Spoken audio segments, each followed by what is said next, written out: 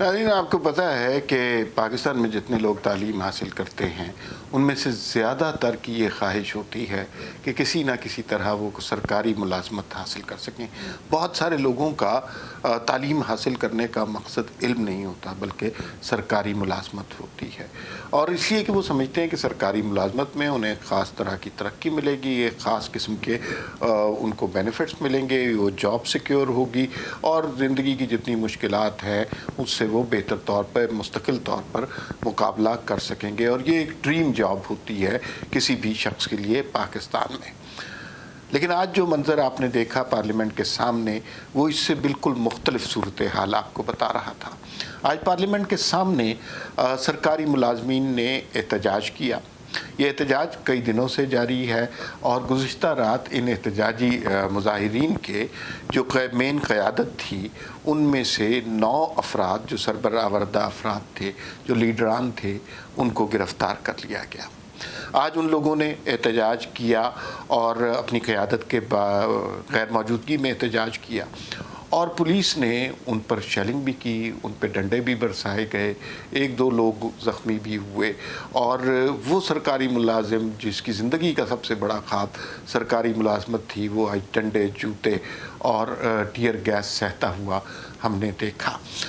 इनका एहतजाज किस बात पर था? इनका एहतजाज ये था कि इनकी तनख्वाहों में इजाफ़ा किया जाए। जिस कदर तेज़ी से महंगाई हो रही है उस तेज़ी से ना इनकी तनख्वाहें बढ़ रही हैं, ना इनके घरों में उस तनख्वाह से गुजारा हो रहा है जो तनख्वाह इनको दी जाती है। तो उस पर वो मुश्तइल थे और उनको जो है उनके साथ जो पुलिस ने सलूक किया वो कोई अच्छा नहीं था। आज सारा दिन टेलीविज़न पर वो मनाज़र चलते रहे जब टीयर गैस उन पर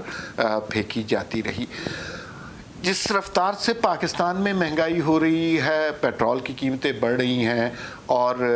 बिजली की प्राइसेस बढ़ रही हैं, अशियाए खुरनोश की कीमतें बढ़ रही हैं, हर चीज़ महंगी हो गई है, तो सरकारी मुलाजमीन जो अपनी जॉब में इज़्ज़त से बहुत लेविशली गुजारा नहीं करते थे, इज़्ज़त से गुजारा करते थे, और वो अब गुजारा उनके लिए मुश्किल होता जा रहा है। तभी ये वो सफ़ेद पोश तबका है जो सड़कों पर आ गया है।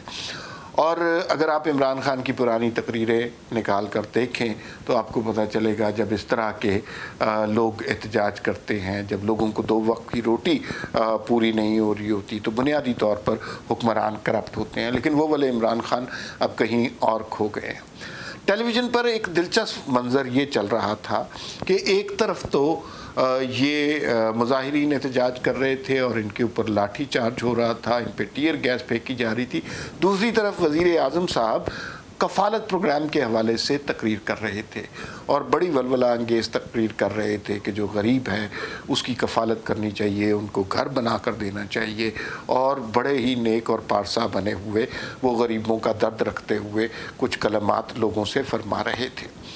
अब देखिए, अलमिया ये है कि जिन लोगों के पास सोशल मीडिया की एक्सेस नहीं है, जो फेसबुक, ट्विटर और यूट्यूब वगैरह तक नहीं पहुंच सकते, और उसमें ज़्यादातर लोग बड़ी उम्र के लोग हैं, उनके सामने वही बयानिया पेश किया गया जो कि टेलीविज़न पर चल रहा था, जिसमें ज़्यादातर गुफ्तगू वज़ीर आज़म के कफ़ालत प्रोग्राम के हवाले से हुई थी और उसमें बताया जा रहा था किस तरह एक नेक और हमदर्द वज़ीर आज़म लोगों की मावनत करना चाहता है, उनके दुख दर्द समेटना चाहता है। लेकिन इस बात तक कम ही लोगों की रसाई हुई है, कम ही लोगों तक ये बात पहुंची है कि किस तरह बेदर्दी के साथ उन मुलाजमीन के साथ सलूक किया गया है जिन्हें बुनियादी तौर पर कफ़ालत की ज़रूरत थी, जिनके घरों के ख़र्चे पूरे नहीं हो रहे और वो इंतहाई मजबूरी की हालत में सड़क पर आए हैं।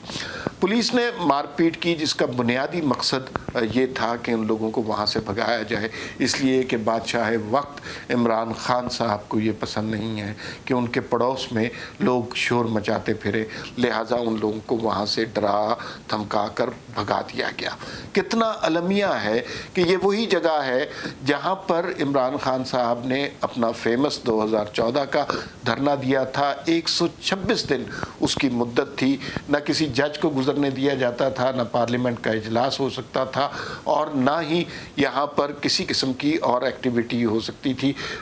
بلکہ دوسرے ممالک سے اگر کسی مہمان نے پاکستان آنا تھا اس کا راستہ بھی روک دیا گیا تھا۔ 126 دن تک یہ طوفان بدتمیزی برپا رہا، کوئی لاٹھی چارج نہیں ہوا تھا، کوئی ٹیئر گیس نہیں چلی تھی۔ اس کے باوجود کہ انہوں نے پارلیمنٹ پر حملہ بھی کیا تھا، یہ پی ٹی وی کی عمارت میں بھی گھسے تھے، اور انہوں نے جو قیامت ڈھا سکتے ہیں وہ ڈھائی تھی۔ اس جماعت سے جس نے اتنا طویل دھرنا دیا، آج صرف ایک دن کا احتجاج سرکاری ملازمین کا، جو کہ ان کا بنیادی جمہوری حق ہے، وہ برداشت نہیں ہوا۔ اور یہ بڑا لیجٹمیٹ احتجاج تھا۔ جس طرح مہنگائی بڑھ رہی ہے اس کے بعد عام آدمی میں سخت نہیں رہی اس طرح اپنی تنخواہوں میں گزارا کرنے کی، اور حکومت کو غور کرنا چاہیے، لیکن حکومت غور نہیں کرتی، حکومت ڈنڈے مارتی ہے، حکومت آنسو گیس ان لوگوں پہ پھینکتی ہے۔ میں نے ایک دو ویژول دیکھے، میں کنفرم نہیں کر سکتا، لیکن میں نے دیکھا کہ جس میں لوگوں کے سر بھی پھٹے ہوئے تھے، آپ کو طبی امداد بھی دی جا رہی تھی، اور جو سارا ماحول تھا وہ بالکل ایسے لگ رہا تھا کہ جنگ ہو رہی ہے۔ ایک طرف تو آپ کفالت پروگرام کے نعرے لگا رہے ہیں، اور جن لوگوں کو مدد کی ضرورت ہے ان کے ساتھ آپ سلوک کیا کر رہے ہیں، ان کی غربت کا، ان کے افلاس کا، ان کے مطالبات کا جس بہیمانہ طریقے سے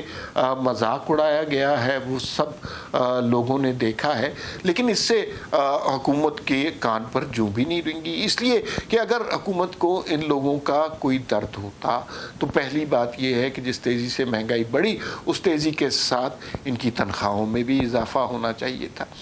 ایک طرف آپ نے اس غریب آدمی کی قوت خرید اتنی کم کر دی ہے، دوسری طرف آپ اس کے مطالبات کو سننے کوئی تیار نہیں ہے، اور وہی پرانے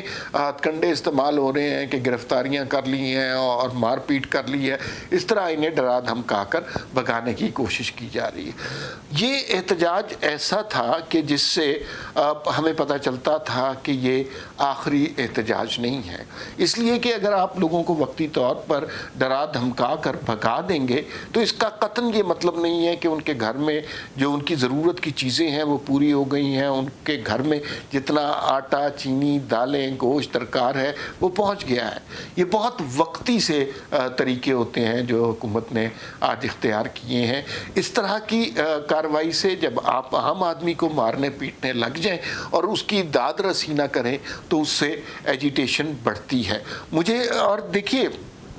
مجھے بڑی حیرت ہے کہ اپوزیشن کی جماعتیں مثلا وربلی تو ان کو سپورٹ کر رہی ہیں، لیکن ان کے ساتھ اس احتجاج میں شامل نہیں ہوئی۔ اپوزیشن کا یہ کام ہوتا ہے کہ وہ ایسے مشکل حالات میں اپنے لوگوں کے ساتھ کھڑے ہوں، اور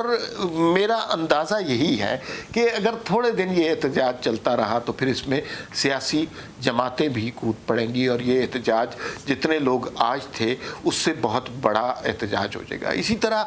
پیمز کے ملازمین بھی کچھ اس میں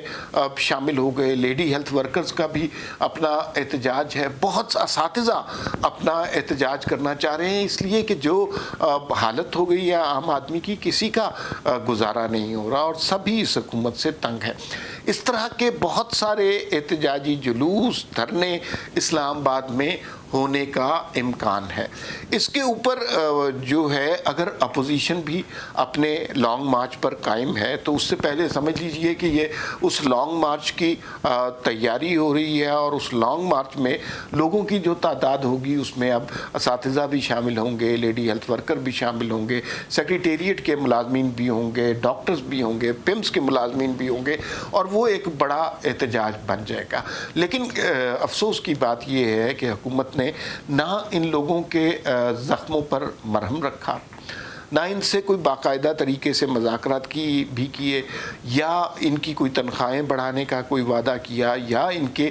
مسائل حل کرنے کی طرف کوئی توجہ دی گئی۔ اور جو سیاسی ترجمانوں کے بیان چل رہے تھے وہ بنیادی طور پر اس احتجاج کی تضحیک کر رہے تھے، تضلیل کر رہے تھے، اس کا مذاق اڑا رہے تھے۔ جب آپ اپنے ہی شہریوں کے اور اپنے ہی شہریوں کے قانونی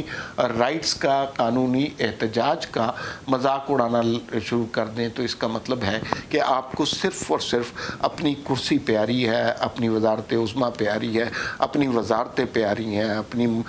जो मुशीर हैं उनको अपनी कुर्सियाँ प्यारी हैं, लेकिन उनको आम आदमी से कोई हमदर्दी नहीं है, आम आदमी के मसाइल का ना उनके पास कोई हल है, ना उनके पास ये सोचने की फुर्सत है। वो टेलीविज़न को बस एक ब्रेकिंग न्यूज़ देते हैं कि हमने कफ़ालत प्रोग्राम का आगाज़ कर दिया और गरीब के मसाइल हल कर दिए। गरीब वो है जो आपकी पुलिस से डंडे खा रहा है, गरीब वो है कि जिसके घर का खाना आपकी अता की हुई महंगाई की वजह से पूरा नहीं हो रहा, गरीब वो है जिसका सर पुलिस के तशद्दुद से फट गया है। तो कफ़ालत प्रोग्राम अगर शुरू करना है तो वो टेलीविज़न पर शुरू करने के बजाय, एक बंद कमरे में ड्राइंग रूम में बैठकर तकरीर करने के बजाय इन लोगों के पास जाकर शुरू किया जाए, इन लोगों के मुतालबात माने जाएं और इन लोगों के दुख दर्द बांटे जाएं। अगर ऐसा नहीं होगा तो फिर मैं आपको ये बताऊं कि जिस स्टेज पर लोग सड़कों पर आना शुरू हो जाएं, आम आदमी सड़कों पर आना शुरू हो जाए बग़ैर किसी सियासी इन्फ्लुएंस के, तो फिर उस वक्त जो भी हुकूमत होती है उसके लिए अपनी हुकूमत चलाना बहुत मुश्किल हो जाता है। तहरीक इंसाफ की पोजीशन दिन ब दिन कमज़ोर होती जा रही है और मुझे नहीं लगता कि जितनी इन्होंने गरीबों की बद्दुआएं ली है ये ज़्यादा देर तक हुकूमत में रह सकते हैं।